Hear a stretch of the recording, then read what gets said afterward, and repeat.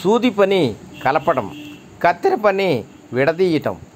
కలిసుందాంరా, మహా అయితే ఇంకో 10, 15, 20 సంవత్సరాలు బ్రతుకుతాం. కావున కుటుంబంలో ఎవరు తప్పు చేసినా క్షమిద్దాం, ఆనందంగా భరిద్దాం, ప్రేమిద్దాం.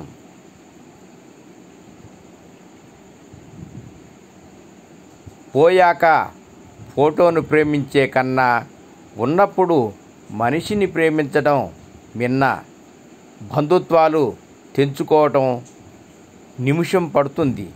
అదే నిలుపుకోవాలంటే తాము గడిపిన భయంకర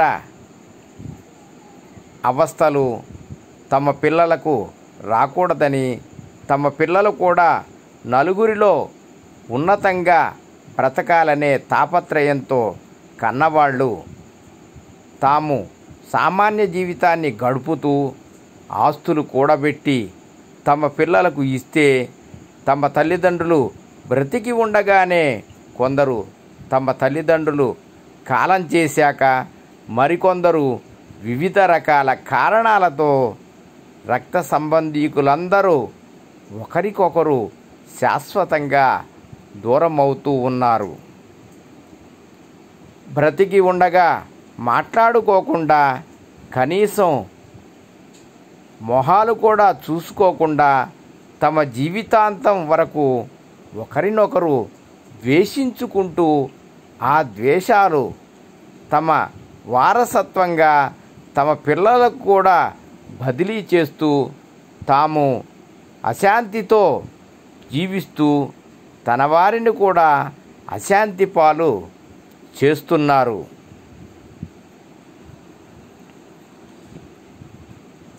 ఎవరి కోసం, ఎందుకోసం? దానివల్ల ఒరిగే ప్రయోజనం ఏమిటి?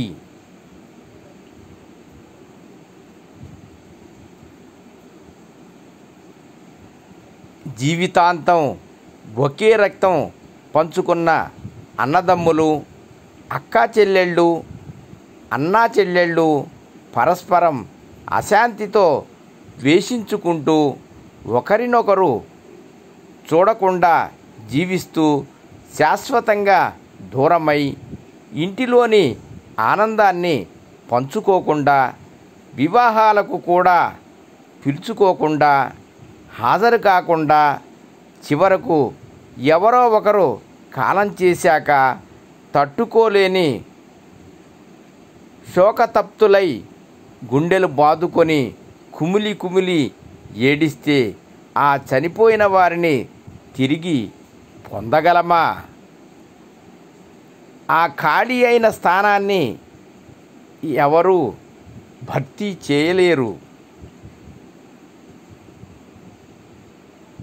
కొంతమంది తమ తల్లిదండ్రులను కూడా ఆ ఆస్తి పంపకాల విషయంలో అసంతృప్తితో దూరం చేసుకుంటున్నారు. అలా జరిగితే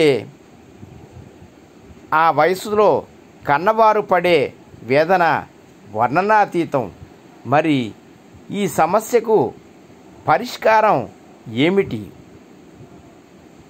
పంతాలు, పౌరుషాలు పక్కన పెట్టి అందరూ కూర్చొని సామరస్యంగా ఆవేశాలకు పోకుండా మాట్లాడుకొని పరిష్కరించుకుంటే అభిమానాలు కలకాలం పరిమళిస్తూ అనుబంధాలు పెంపొందే అవకాశం ఉంటుందేమోనని మా నమ్మకం. దీనికి కావలసింది ప్రశాంతంగా ఆలోచించటం, విచక్షణ, పట్టుదలలు సడలించుకోవటం. ఈ విషయంలో పెద్దవారు చొరవ తీసుకోవాలి.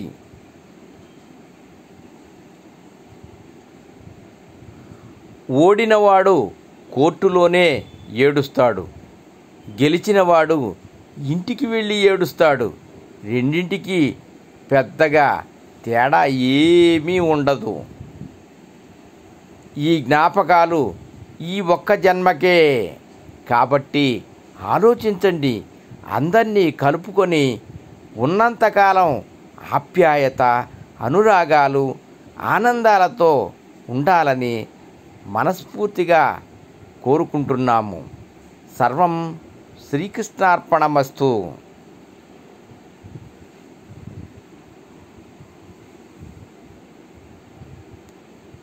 లోక సమస్త సుఖినో భవంతు.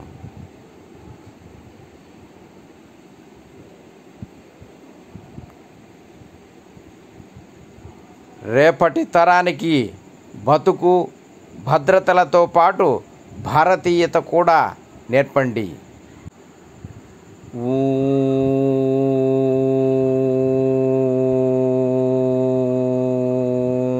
నమః శివాయ.